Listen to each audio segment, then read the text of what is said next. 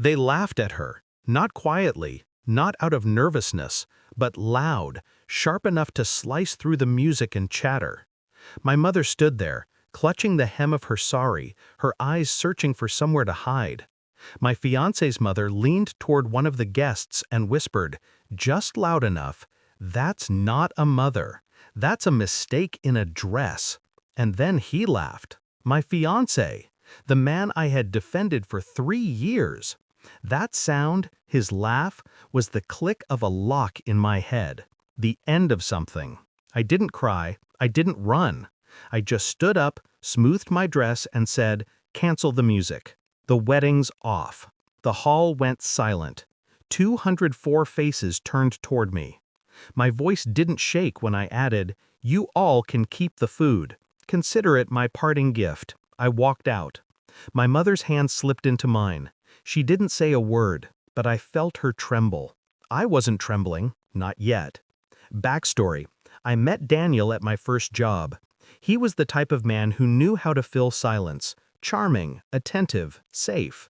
My mother adored him, mostly because he reminded her of the father I never had. Steady, polite, ambitious. For 3 years I built a life around that illusion. I mistook his control for care, his possessiveness for love. The cracks began small, subtle corrections in front of his parents, an apology disguised as a smirk, the way he'd say, "You're lucky I'm patient."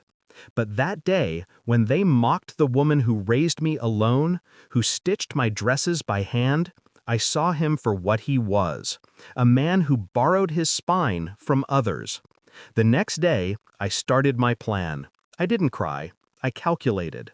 Daniel's family ran a respectable import business, one I helped organize countless documents for. I had access. Emails, supplier names, invoices. Enough to see what they'd been hiding. Tax evasion dressed as creative accounting. I spent the night copying files, labeling them neatly in a folder named Wedding Photos. Then I drafted one email. To the Federal Tax Board. Subject line: "You might want to see this."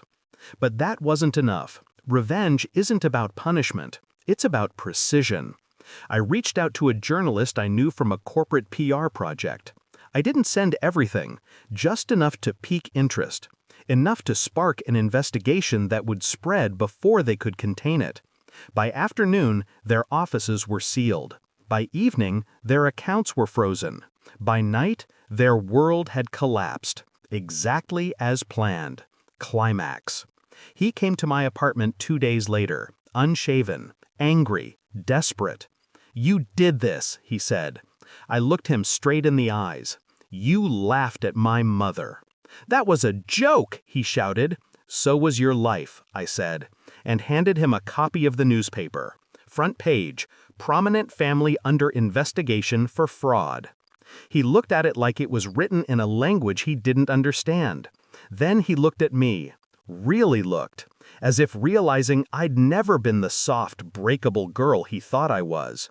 "You'll regret this," he whispered. I smiled. I already did. Resolution. My mother doesn't talk about that night anymore, but she wears color again, she laughs again. And me?